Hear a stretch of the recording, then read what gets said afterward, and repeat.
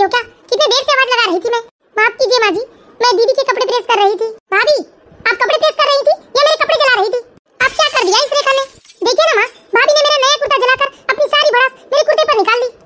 नहीं दीदी, मुझे माफ कर दीजिए, मैंने ये सब जानबूझकर नहीं किया है। अरे तो तुम्हारा ध्यान कहाँ रहता है? मम्मी, मेरा सबसे प्यारा और सबसे महंगा कुर्ता था वो। मैं आज अपनी फ्रेंड की बर्थडे पार्टी में पहनने वाली थी और भाभी ने सब सत्यानाश कर दिया। मम्मी, दीदी मैंने जानबूझकर नहीं किया दीदी। वो मम्मी जी बार-बार चाय के लिए आवाज लगा रही थी ना, तो मैंने प्रेस को एक साइड रख दिया था दीदी। ना जाने प्रेस का बैलेंस कैसे बिगड़ गया और प्रेस आपके कुर्ते पर गिर गया दीदी। मुझे माफ कर दीजिए दीदी। अरे तो तुम्हें आवाज ना लगाऊं तो किसे लगाऊं? और तुम प्रेस बंद करके अलग भी तो रख सकती थी ना। बार-बार सॉरी बोल देने से मेरा कुर्ता वापस नहीं आ सकता भाभी। मेरा कुर्ता आपने अपने मायके से नहीं लाया था जो जला बुझा कर नाश कर दिया। क्या हो गया मम्मी, किस बात की जमघट लगी है यहाँ? देखिए ना भैया, भाभी ने मेरा इतना महंगा कुर्ता जला दिया। अरे इस गंवार से कभी कोई अच्छा काम हो सकता है क्या? हाँ भैया, एक काम ढंग से नहीं कर सकती भाभी। अब क्या बताऊं रुचि, इस गंवार से तो मैं इतना परेशान हूँ। न कभी कमरे में साफ सफाई रख सकती है, न कभी बिस्तर पर चादर ढंग से बिछा सकती है, और तो और गीला टॉवल गीला का गीला पड़े रहने देती है कमरे में। इसके पास सुखाने की भी फुर्सत नहीं रहती। ना जाने ये ऐसा कौन सा काम करती है घर में। हाँ बेटा, ना जाने इसका ध्यान कहाँ रहता है। 3 बार 4 बार आवाज लगाती हूँ, तब जाकर एक बार ये मुझे चाय देकर जाती है। मुझे तो लगता है भैया, भाभी के कान का इलाज करवाइए पहले आप। मैंने पहले ही पापा से मना किया था इस गंवार को मेरे मत्थे मत मढ़ो, लेकिन मेरी कोई सुनता कहाँ है। मेरे कॉलेज का टाइम हो रहा है, भाभी मेरे कमरे में मेरा ग्रीन टी लेकर आओ। जी दीदी, अभी लेकर आई। रेखा, मेरे लिए प्रोटीन शेक बनाओ जल्दी। और सुनो, जल्दी हाथ चलाना, मेरे पास ज्यादा टाइम नहीं है। ऑलरेडी मैं ऑफिस के लिए कितना लेट हो गया हूँ। जी अभी लाई। और मैंने तुम्हें कहा था ना रेखा, आज मुझे पूजा में ज्यादा फूल की जरूरत है, तुम फूल तोड़ ले आई मेरे लिए। जी माँ जी, अभी तोड़ ले आऊंगी। ये है बेचारी रेखा, शांति जी की बड़ी बहू, जो बहुत ही सीधी सादी भोली वाली और सबकी बात चुपचाप मान लेने वाली थी। वो कभी किसी को पलट कर जवाब नहीं देती थी। और दूसरी तरफ थी शांति देवी जी, जिनका कहना था कि बहू से परफेक्ट काम करती हुई अच्छी लगती है, बहू को आराम करने का कोई अधिकार नहीं है। और वही पति जो कभी भी रेखा का सम्मान नहीं करता था, उसके मुंह में जो आता था वो बोल दिया करता था रेखा के लिए। और ननद रानी का व्यवहार तो आप लोगों ने देख लिया होगा। अब खड़ी होकर क्या सुन रही हो? जल्दी जाओ, फूल तोड़ कर ले आओ। और मेरा प्रोटीन शेक भी जल्दी लेकर आओ। सच में बेटा, हमारी तो तकदीर ही फूट गई। ना जाने कौन सी मनुष्य घड़ी में मैंने इस रेखा से तेरा गठबंधन करवाया था। अरे रंग में, न रूप में, गुण में, न ज्ञान में, फिर भी ना जाने तेरे पापा को ये रेखा में ऐसा क्या दिखा। अब जाने दीजिए माँ, किस्मत तो खराब कर ही दी है आप लोगों ने मेरी। इस गवार के साथ तो मैं कहीं पार्टी में भी नहीं जा सकता। मुझे तो बताने में भी शर्म आती है ये गवार मेरी पत्नी है। अरे क्या हुआ भैया, बहुत सेट लग रहे हो आप लोग। अरे कुछ नहीं छोटे। मम्मी, जय के लिए हमने जो लड़की देखी थी, उनके घर से कोई मैसेज आया क्या? अरे हाँ भैया, मेरी तो बात होने लगी है रितु से। क्या? तुम तो बहुत तरक्की पे हो छोटे। हाँ बेटा, तुझे पसंद हो तभी तो शादी के लिए हाँ कहना, वरना अपने बड़े भाई का तो हाल देख ही रहा है। हाँ मम्मी, रितु और मैं एक दूसरे को पसंद करते हैं और हमें इस शादी से कोई ऐतराज नहीं है। समझ में नहीं आता, इतना सब कुछ करती हूँ सबके लिए, लेकिन कभी कोई मेरे लिए अच्छा नहीं कहता। जब देखो तब सब मुझे ही डांटते रहते हैं। सबकी बातें तो जैसे तैसे मैं खून की घूंट की तरह पी लेती हूँ, लेकिन मुझे सबसे ज्यादा ये बात करती है कि कौन सी मनुष्य घड़ी में मेरा और उनका गठबंधन हुआ था। लेकिन मैं क्या करूँ, किसी से कुछ कह भी नहीं सकती। मम्मी से कहूँगी तो मम्मी बेकार में ही परेशान हो जाएगी, और पापा तो पहले से ही बीमार है। जब मैं मायके में थी तो मम्मी पापा मुझे मेरी शेरनी कहा करते थे, लेकिन मम्मी पापा को क्या पता है कि उनकी शेरनी यहाँ आकर चुईया बनकर रह गई है। रेखा, फूल तोड़कर नहीं लाई क्या? जी मम्मी जी, अभी ले आई। अरे रेखा, फूल नहीं लाई क्या? और जाकर देख दरवाजे पर कौन है, कब से डोरबेल बजाया जा रहा है। भाभी, मेरे लिए कॉफी नहीं बनाया क्या आपने? देवर जी, मैं अभी आपके लिए कॉफी बना देती हूँ, जाकर दरवाजा खोल दीजिए ना, कोई डोरबेल बजा रहा है। मैं पहले मम्मी जी को फूल दे आती हूँ। क्या भाभी, मैं आपका कोई नौकर हूँ क्या, जो आप मुझ पर ऐसे हुक्म झाड़ रही हैं? आपके पास घर में काम ही क्या होता है? अब दरवाजा खोलने के लिए भी आपको अलग से नौकर की जरूरत है क्या? खुद ही जाकर दरवाजा खोल लो, मेरे पास इतनी फुर्सत नहीं है। अरे कहाँ मर गई रेखा? कौन है डोरबेल बजाया जा रहा है? जाना दरवाजा खोल और फूल भी लाकर दे मुझे। जी मम्मी जी, अभी ले आई। ये भाभी भी ना एक काम ढंग से नहीं कर सकती, कभी किसी को कोई भी चीज समय पर नहीं दे सकती, मुझ पर हुक्म झाड़ रही है। दरवाजा खोलो ना, कोई नहीं है क्या घर में? जी दीदी, अभी आई। क्या भाभी, आधे घंटे से दरवाजा पीट रही हूँ, इतना समय लगता है क्या दरवाजा खोलने में? माफ कीजिए दीदी, मैं मम्मी जी को फूल देने चले गई थी पूजा घर में, बस मुंह बनाकर माफी मांगने खड़ी हो जाती हैं। हे भगवान, सत्यानाश हो इसका, पूरा दूध गिरा दिया किचन में। एक काम ढंग से नहीं कर सकती, ले दे के बस नुकसान करना आता है इसे। एक काम ढंग से नहीं कर सकती रेखा, इतना नुकसान करवा दिया। अब बता, इसके पैसे क्या तुम अपने मायके से लाकर भरोगी? मम्मी जी, मैं तो गैस धीमा करके ही गई थी दरवाजा खोलने, मेरे वापस आते तक ये दूध उफन गया। मम्मी जी, इसमें मेरी क्या गलती है? हाँ सही कह रही हो रेखा, इसमें तुम्हारी क्या गलती है? इसमें तो तुम्हारे माँ बाप की ही गलती है, जिन्होंने तुम्हें कुछ सिखाया नहीं है कि घर गृहस्थी कैसे संवारनी चाहिए। माफ कीजिए मम्मी जी, लेकिन यहाँ मेरी गलती है ना, आप मुझे सुनाइए, मम्मी पापा को क्यों कुछ कहते हैं मम्मी जी? वाह महारानी,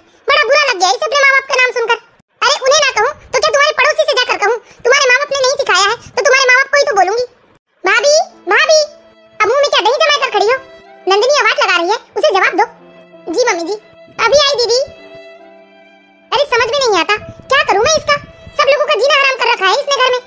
क्या हुआ दीदी? आप मुझसे पूछ रही हैं क्या हुआ? आप अंधी हो गई हैं जो आपको दिखाई नहीं दे रहा है? मेरे कमरे का ये हाल किसने किया है? मुझे नहीं मालूम दीदी। सुबह आप ही आई थी ना मेरे कमरे में सफाई करने? हाँ दीदी मैं आई तो थी, लेकिन मेरा यकीन कीजिए मैंने ये सब नहीं फैलाया है दीदी। तो घर में आपके सिवा और कौन है जो हर किसी के कमरे में जाता है? मैंने कहा ना दीदी ये सब मैंने नहीं किया है। लगता है आप तमीज भूल गई हैं भाभी। ये कौन सा तरीका है मुझसे बात करने का? अरे क्या हो गया लाडो, क्यों परेशान हो रही है तू? मम्मी समझा दीजिए आप अपनी लाडली बहू को। देखिए मुझसे कितनी बदतमीजी कर रही है भाभी। दीदी मैंने तो आपसे कुछ नहीं कहा है दीदी। देखिए मम्मी कितना झूठ बोल रही है भाभी और मुझे झूठी बना रही है आपके सामने। अभी मुझे कितना जवाब दे रही थी भाभी। मैंने बस इनसे इतना पूछा कि मेरे कमरे का हाल किसने ऐसा किया है। क्यों रेखा तेरी कुछ ज्यादा हिम्मत हो गई है जो तू मेरी बेटी के साथ जबान जोड़ी कर रही है? नहीं मम्मी जी मेरा यकीन कीजिए मैंने दीदी से ऐसा वैसा कुछ नहीं कहा है। वाह तू बाहर से आई कल की लड़की तू सच्ची हो गई और मेरी बेटी वो झूठी हो गई। रहने दीजिए माँ, लगता है मैं भाभी को खटकने लगी हूँ। भाभी मुझे पसंद नहीं करती है, तभी तो जानबूझकर उन्होंने मेरा कुर्ता जला दिया। और अब देखिए ना मेरे प्रोजेक्ट फाइल की क्या हालत कर दी है भाभी ने। जितनी जल्दी हो सके माँ मेरी शादी करवा दीजिए। मुझे लगता है मेरा यहाँ रहना भाभी को बिल्कुल अच्छा नहीं लग रहा है। दीदी आप ऐसा क्यों बोल रहे हैं दीदी? भला मैं ऐसा क्यों सोचूंगी? ये तो आपका ही घर है दीदी। रहने दीजिए भाभी, अब झूठ मत बोलिए। रेखा माफी मांगो मेरी नंदनी से। मम्मी जी मैंने दीदी को कुछ नहीं कहा है मम्मी जी। मैंने कहा माफी मांगो। माफ कर दीजिए दीदी यदि मेरी कोई बात आपको बुरी लगी हो तो। अरे रहने दीजिए ना मम्मी, इनके सॉरी बोलने से जो मेरा अपमान हुआ है वो तो वापस नहीं आ सकता ना। रेखा ऐसे नहीं, नंदिनी के पैर पकड़कर माफी मांगो। जी मम्मी जी मुझे माफ कर दीजिए दीदी। और कहो कि आज के बाद तुम मेरी नंदिनी से जुबान नहीं लड़ाओगी। आज के बाद मैं कभी आपसे जुबान नहीं लड़ाऊंगी दीदी, मुझे माफ कर दीजिए। जाओ अब रेखा मेरी बेटी के लिए कुछ अच्छा खाना बनाओ, उसका मूड खराब कर दिया तुमने। ठीक है मम्मी जी। बेचारी रेखा अपनी गलती ना होने पर भी अपनी सास का हुक्म मानती है और अपनी ननद जो उम्र में उससे छोटी है उसके पैर पकड़कर उससे वो माफी मांगती है। हे भगवान न जाने मुझसे ऐसा कौन सा पाप हो गया था जिसकी सजा मैं भुगत रही हूँ अपने ससुराल में। आज तो हद ही हो गई, मैंने कोई गलती की भी नहीं थी लेकिन मम्मी जी ने मेरी कोई बात ना सुनी और मुझे दीदी के पैर पकड़कर माफी मांगने को कहा। और दीदी भी कितना झूठ बोल रही थी, मैंने तो उनसे कुछ भी नहीं कहा था। कितना सहन करूं भगवान मैं, अब तो मेरी सहन शक्ति भी जवाब देने लगी है। यहाँ मेरा कोई अपना भी नहीं है जिसे मैं अपना दुखड़ा रो सकूं। कभी कभी तो ऐसा लगता है कि मुझे मेरा कोई अपना मिल जाता जिसे गले लगाकर मैं खूब फूट फूट कर रोती। मैं माँ से ये सारी बातें कह भी नहीं सकती हूँ क्योंकि माँ तो पहले से ही कितनी परेशान है पापा की बीमारी को लेकर। अगर उन्हें ये सब पता चलेगा कि उनकी शेरनी के साथ क्या क्या हो रहा है उसके ससुराल में तो मम्मी तो जीते जी मर जाएगी और पापा जो पहले से ही बीमार है वो ये सदमा बर्दाश्त नहीं कर पाएंगे। कभी कभी तो ऐसा लगने लगता है कि ऐसी जिंदगी से मौत भली, कम से कम सुकून से मर तो जाऊंगी। अरे लगता है मम्मी का फोन आ रहा है। हेलो हाँ मम्मी कैसी है मेरी शेरनी? हाँ माँ ये भी कोई पूछने की बात है, आपकी शेरनी तो हमेशा खुशी रहती है। बेटा तेरे पापा की तबीयत तो दिन ब दिन बिगड़ती ही जा रही है, क्या तुम कुछ दिनों के लिए आ नहीं सकती हो? क्या तुम्हारे ससुराल वाले तुम्हें मायके जाने की इजाजत नहीं देते हैं बेटा? अरे ना माँ मेरे ससुराल वालों ने मुझे कभी मना नहीं किया है मायके जाने से, लेकिन इनको तो आप जानते ही हो ना अगर मैं एक दिन के लिए भी इधर-उधर हो जाऊं तो इनको कोई भी चीज इनके हाथ में समय पर नहीं मिलता है, फिर इनका ऑफिस छूट जाता है। इसलिए मैं आना नहीं चाह रही थी माँ, लेकिन अब पापा की तबीयत का सवाल है तो मैं एक दो दिनों के लिए आती हूँ। समधन जी कहाँ है बेटा? अगर मैंने मम्मी जी को फोन दिया तो मम्मी जी के तो मुंह में जो आएगा वो बोल देगी मेरी माँ को। नहीं मैं मम्मी से बात नहीं करवाऊंगी मम्मी जी की। हाँ मम्मी जी शायद आराम कर रही है अपने कमरे में, उनकी तबीयत थोड़ी ठीक नहीं है इसलिए मैं अभी उन्हें डिस्टर्ब नहीं करना चाहती हूँ। ठीक है बेटा देखो कल या परसों एक दो दिनों के लिए आ जाओ बेटा। हाँ माँ आप चिंता मत कीजिए मैं आ जाऊंगी। अच्छा ठीक है मम्मी रखती हूँ मैं फोन। वाह रेखा अब अपनी माँ से हम लोगों की चुगली कर रही थी तुम? नहीं मम्मी जी आप ये क्या बोल रहे हो, भला मैं आप लोगों की चुगली क्यों करूंगी? तो फिर मुझे देखते ही फोन क्यों रख दिया तुमने? नहीं मम्मी जी मैं फोन रखने ही वाली थी तभी आप आए थे कमरे में। मालूम है मुझे सिखाने की कोशिश मत करो। अरे तुम हमारी चुगली कर भी लोगी तो तुम्हारे माँ बाप क्या बिगाड़ लेंगे हमारा जो हम डरेंगे उनसे? हम नहीं डरने वाले, जितनी चुगली करना है करो। मम्मी जी मेरी बात तो सुनिए। हाँ बोलो। मम्मी जी पापा की तबीयत दिन ब दिन और बिगड़ते जा रही थी, क्या मैं 2-4 दिनों के लिए अपने मायके नहीं जा सकती हूँ? नहीं बिल्कुल नहीं जा सकती हो। अरे तुम्हें अकल नहीं है क्या? तुम इस घर की बड़ी बहू हो, तुम पर कोई जिम्मेदारी है कि नहीं इस घर की? और वैसे भी अभी 1 महीने बाद तुम्हारे देवर की शादी है, उसकी भी सारी तैयारियां तुम्हें ही करनी है और ऐसे में तुम अपने मायके जाओगी? ये मत भूलो रेखा एक लड़की की शादी के बाद उसके मायके के प्रति कोई जिम्मेदारी नहीं होती, उसे अपने ससुराल की सारी जिम्मेदारी बखूबी उठानी पड़ती है। और तुम इस घर की बड़ी बहू हो इसके नाते तुम पर तो इस घर की ज्यादा जिम्मेदारियां होनी चाहिए और तुम हो जो मायके जाने की जिद कर रही हो। लेकिन मम्मी जी पापा बीमार है, आप कहें तो मैं एक दिन में ही मिलकर आ जाऊं पापा से, लेकिन तुम्हें लेकर कौन जाएगा? मेरा बेटा भी तो अभी कितना बिजी चल रहा है। अब तुम्हारा भाई तो है नहीं जिसे मैं कहूँ कि वो तुम्हें लेने आ जाए। मम्मी जी मैं ऑटो लेकर चली जाऊंगी। क्या हमारे खानदान की नाक डुबाओगी जो ऑटो लेकर अपने मायके जाओगी? ये सब तुम्हारे घर में होता होगा, इधर की बहुएं ऑटो लेकर यहाँ से वहाँ जाती होंगी, लेकिन हमारे खानदान की बहुएं ऐसे ऑटो लेकर नहीं जाती हैं, अपने पति के साथ मायके जाती हैं। ठीक है मम्मी जी मैं इनसे कहकर देखूंगी, अगर ये ले चले तो मैं दिन भर में मिल आऊंगी पापा से।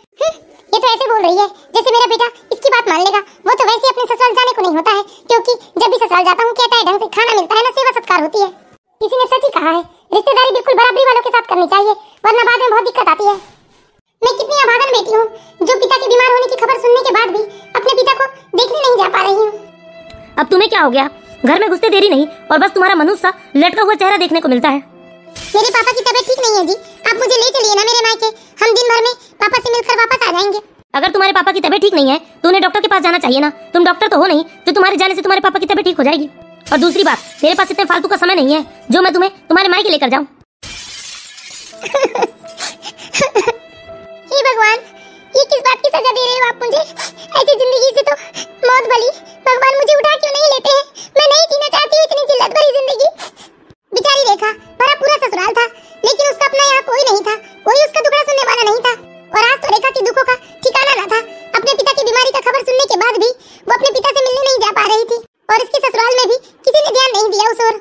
अब तो रेखा के देवर की भी शादी पक्की हो गई थी, और 1 महीने बाद रेखा के देवर की शादी थी, तो रेखा की सास ने उसे तैयारियों में उलझा रखा था। लेकिन बेचारी रेखा, उसका मन तो तैयारियों में लगता ही नहीं था, वो तो बस हर वक्त अपने बीमार पापा के ही बारे में सोचा करती थी। अरे मैं अपने विवेक की शादी बहुत ही धूमधाम से करूंगा। हाँ पापा, भैया की शादी में तो कुछ खास मजा नहीं आया था मुझे। अरे बेटा नंदिनी, मजा कहाँ से आता? जब रिश्तेदारी बराबरी वालों के साथ होती है ना, तभी किसी भी कार्यक्रम में मजा आता है। अब रेखा तो ठहरी गरीब घर की, वो लोग क्या शादी करते, जो भी रुपए पैसे लगे हम ही लोगों ने लगाए थे। हाँ मम्मी, मैं तो छोटे भैया की शादी में खूब एंजॉय करूंगी। अरे कौन है दरवाजे में? जाओ नंदिनी, दरवाजा खोल कर तो आओ। अरे मैं क्यों जाऊँ मम्मी, मैं तो आप लोगों के साथ बैठी हूँ ना। आप भाभी से कहिए वो जाकर दरवाजा खोलेंगी। बहू देखो दरवाजे में कौन है, जाकर दरवाजा तो खोलो। जी पापा जी, अभी आई। अरे जल्दी जाकर दरवाजा खोलो। इतना टाइम लगता है क्या दरवाजा खोलने में? कब से दरवाजे पर खड़ा था मैं।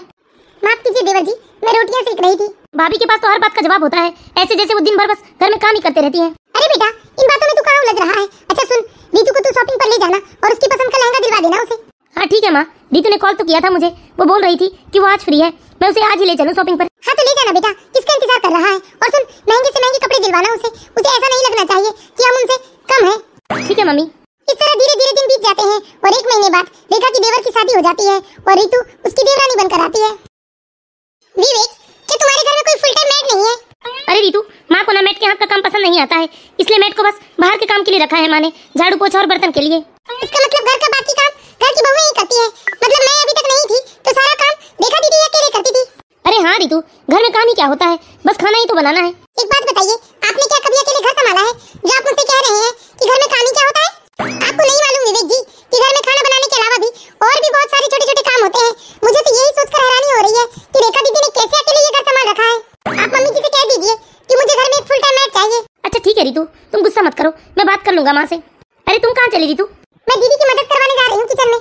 बेचारी जब से आई हूँ तब से देख रही हूँ अकेले ही भिड़ी रहती है। अरे वो तो भाभी का काम है, कर लेंगी भाभी, तुम बैठो ना मेरे पास। विवेक जी, मुझे आपसे ये उम्मीद ना थी। ये आप कैसी बात कर रहे हो? दीदी आपकी भाभी है, इस घर की नौकरानी नहीं जो उनके भरोसे सारा काम आप छोड़ दें। ये रेखा की देवरानी है रीतू। रीतू को इस घर में पूरे 1 हफ्ते हो चुके हैं। अब रीतू भी अपनी जेठानी के साथ घर के कामकाज संभालने में उसकी मदद करना चाहती है। मैंने रीतू के बारे में कितना नेगेटिव सोचा था। मुझे तो लगा था कि रीतू इतने बड़े घर की बेटी है, वो भी बहुत घमंडी होगी, नंदिनी दीदी की तरह। लेकिन रीतू तो कितनी अच्छी है। अरे दीदी, आप सुबह से ही किचन में लगी हैं, मुझे आवाज लगा लिया होता ना। अरे रीतू, अभी से तुम्हें घर की जिम्मेदारी उठाने की क्या जरूरत है? अभी तो तुम लोगों की शादी हुई है, तुम्हें ज्यादा समय देवर जी के साथ बिताना चाहिए। अरे नहीं दीदी, अब मैं आपकी देवरानी और आपकी छोटी बहन जैसी हूँ, और जब बड़ी बहन इतने देर से अकेले काम कर रही हो तो छोटी बहन तो अपनी बड़ी बहन का हाथ बटाएगी ही ना। अरे दीदी, आपको क्या हो गया? आपकी आंखें नम क्यों हो गई? कुछ नहीं रीतू, तुमने अभी मुझे अपनी बड़ी बहन कहा ना, बस यही सुनकर मुझे बहुत अच्छा लगा रीतू, और ये तो मेरी खुशी के आंसू हैं। ये क्या रेखा, अरे छोटी बहू को आते देरी नहीं और तुमने उसे अपने साथ रसोई में लगा लिया? हाँ मम्मी जी, मैं कह तो रही हूँ रीतू से कि जाके आराम कर लो, लेकिन रीतू जबरदस्ती मेरा हाथ बटाना चाह रही है। अरे बहाना मत बताओ रेखा, तुम्हारे बहाने मैं खूब समझती हूँ, और अभी तक तुमने पूजा के लिए फूल भी तोड़कर नहीं लाया। अरे आज मुझे मंदिर भी जाना है, जल्दी से मेरी थाली सजा दो। जी मम्मी जी, अभी थाली तैयार कर देती हूँ। अरे ये क्या दीदी, पूजा करने मम्मी जी जा रही है और थाली सजाकर आप दे रही हैं। आप भी कोई खाली तो नहीं बैठी है ना? आप भी तो रसोई में काम ही कर रही थी। आपने मम्मी जी से कहा क्यों नहीं कि थाली आप सजा लीजिए? अरे नहीं रीतू, मैं ही थाली सजा कर देती हूँ मम्मी जी को हमेशा। बाप रे, ये मम्मी जी तो तिक्की छुरी लगती है मुझे। अरे ये दिखावे की पूजा पाठ नहीं करना चाहिए उन्हें, सारा काम तो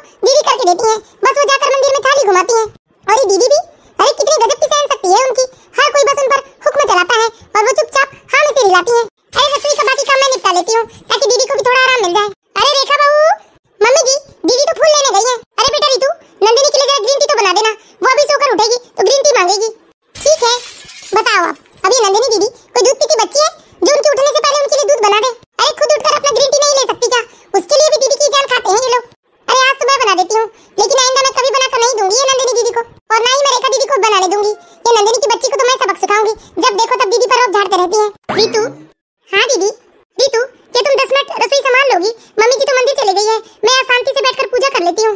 हाँ दीदी 10 मिनट क्यों, आप 1 घंटे भजन कीर्तन कीजिए और रसोई मेरे भरोसे छोड़ दीजिए। सच में रितु तुम कितनी अच्छी हो। तुम्हें मालूम है जब से मैं अपने ससुराल में आई हूँ तब से अभी तक मैं 5 मिनट भी शांति से पूजा नहीं कर पाई हूँ, लेकिन आज देखो ना तुम्हारे आने के बाद फिर से मुझे वो सौभाग्य प्राप्त हुआ है कि मैं आराम से बैठकर पूजा कर सकती हूँ। ठीक है दीदी जाइए आप पूजा कर लीजिए। दीदी तो पूजा कर रही है, मैं ही आटा गूंथ कर पराठे सेक लेती हूँ सबके लिए। अरे दरवाजे पर कौन आ गया? अरे मैं क्यों जाऊँ दरवाजा खोलने? सामने नंदिनी बैठी है ना और पापा जी भी तो हैं, खाली पीली बैठे हैं, वही दरवाजा खोल लेंगे। अरे रेखा बहू दरवाजा खोलो, आकर कहाँ चली गई ये बहुएं? वाह पापा जी आपकी बेटी सामने बैठकर मजे से ग्रीन टी पी रही है और वो दरवाजा खोलने भी नहीं उठ सकती है। अभी जाकर इन्हें सुनाती हूँ। अरे ये क्या तरीका है बहू, कोई 10 मिनट से डोरबेल बजा रहा है और अभी तक तुम दरवाजा क्यों नहीं खोल रही हो? पापा जी मैं किचन में काम कर रही थी और रेखा दीदी वो पूजा कर रही है, मम्मी जी मंदिर गई हैं, ये ऑफिस गए हैं, भैया भी ऑफिस गए हैं, अब घर में सिर्फ और सिर्फ खाली नंदिनी दीदी बची है, वो तो दरवाजा खोल सकती है ना। वैसे भी वो दरवाजे के पास खाली पीली ही तो बैठी है। ये क्या भाभी, क्या मतलब मैं खाली पीली बैठी हूँ? अरे कोई दरवाजा खोलेगा या यहीं बाहर डेरा डालकर बैठ जाऊँ? यहाँ भूख के कारण मेरी जान निकली जा रही है, कब से दरवाजा पीट रही थी मैं, लेकिन किसी के पास फुर्सत ही नहीं है दरवाजा खोलने की। जल्दी से खाना लगा दो मेरे लिए।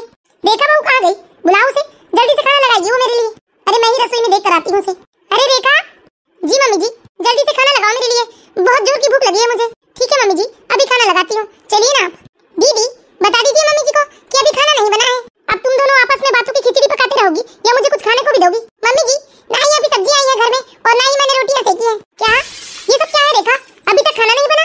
तुम क्या कर रही थी इतनी देर से? वो माफ कीजिए मम्मी जी मैं पूजा कर रही थी, अभी बना देती हूँ मम्मी जी मैं। इसमें माफी मांगने वाली क्या बात है, जब घर में सब्जियां आई ही नहीं थी तो मैं सब्जियां कहाँ से बना देती? और रही बात मम्मी रोटियां सेकने की तो मैं आटा लगा कर रखी हूँ, दरवाजा खोलने अगर ननद रानी चली गई होती तब तक मैं रोटियां सेक लेती। अरे यहाँ तो जब भी कोई आता है तो दरवाजा खोलने के लिए भी बहू को ही बुलाया जाता है, जबकि नंदिनी दीदी वही दरवाजे के पास बैठकर टाइम पास करते रहती है, लेकिन उसका दरवाजा नहीं खोलती है। मम्मी जी नंदिनी दीदी कोई बच्ची नहीं रह गई, उसे यहाँ हमारे साथ कामकाज में लगवा दीजिए आप, ताकि उनको ससुराल में समस्या ना हो। और मम्मी जी एक बात और बता दूं मैं आपको, मुझे बेवजह का डांट खाना बिल्कुल पसंद नहीं है।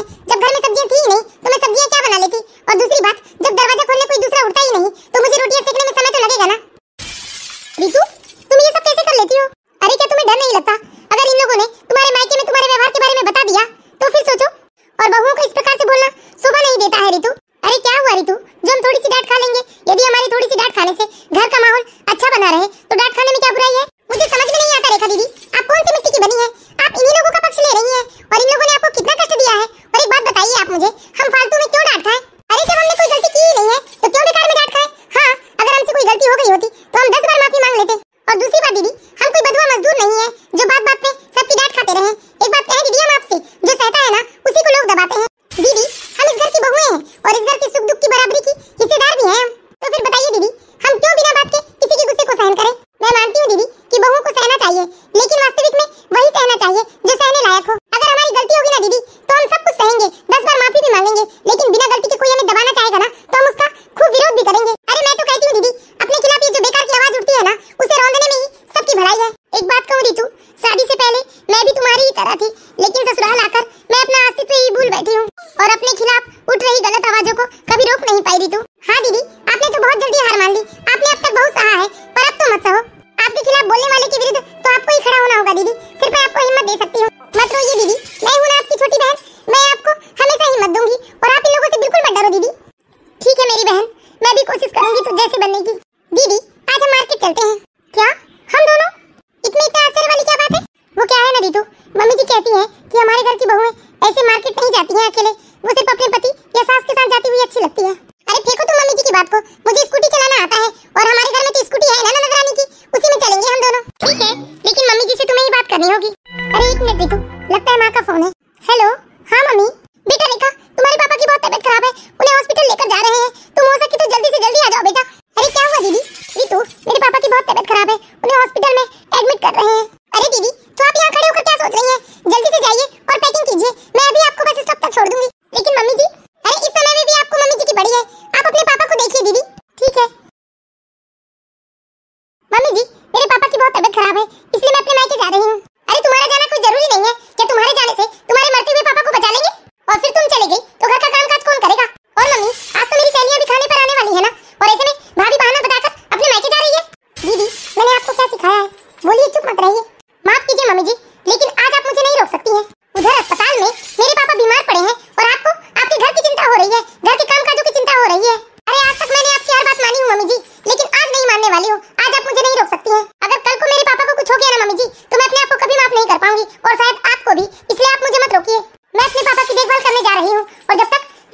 बनेगी घर की रसोई। और mummy ji by the way मुझे भी कहीं जाना पड़ गया तो नंदिनी तो बना सकती है ना घर में खाना, क्या वो छोटी सी बच्ची है? अरे तुम्हारी इतनी हिम्मत, सुन लो रेखा बहू कान खोलकर, यदि आप तुमने मेरी बात नहीं मानी तो दोबारा इस घर में कदम रखने नहीं दूंगी। मुझे आपकी बातों का कोई डर नहीं है मम्मी जी। जब मैं 8 दिन के लिए जाना चाहती हूँ तो आपको घर परिवार के कामकाजों की और देखभाल की चिंता होने लगी है, और जब मैं हमेशा के लिए चली जाऊंगी तो आप तो पूरी तरह से मुझ पर निर्भर हो चुकी है मम्मी जी, इसलिए आप मुझे कभी इस घर से नहीं निकाल सकती हैं। और मैं जा रही हूँ, आज मैं किसी की बात नहीं सुनूंगी। मैं अपने पापा के ठीक होने के बाद खुद ही घर वापस आ जाऊंगी। कितनी बदतमीज हो गई है ये भाभी। सुन लो भाभी, आपको मेरी माँ की सारी बात माननी पड़ेगी। वाह नंदिनी दीदी, ये बात मत भूलिए, आप भी किसी की बेटी हैं और एक दिन किसी के घर की बहू बनेंगी। और तब बताइए, आपके माँ बाप बीमार अवस्था में पड़े होंगे तो क्या आप अपने माँ बाप को देखने भी नहीं आएंगी? बताइए दीदी, क्या आपकी सास रोकेगी और आप अपनी सास की बात मानकर तुरंत रुक जाएंगे? अपने मरते हुए माँ बाप को देखने भी नहीं आएंगे? हाँ मम्मी, मुझे लगता है छोटी भाभी बिल्कुल सही कह रही है। बताइए, यदि आप बीमार होंगे तो क्या मैं आपको देखने नहीं आऊंगी मम्मी? हाँ बेटा, सही कह रही है तुम जा सकती हो रेखा, और हो सके तो मुझे माफ कर देना, और जब तक तुम्हारा मन करे तब तक तुम अपने पापा के पास रहकर उनकी देखभाल करो। बहुत बहुत धन्यवाद मेरी छोटी बहन, आज तुम्हारी वजह से ये चमत्कार हुआ है मेरे ससुराल में।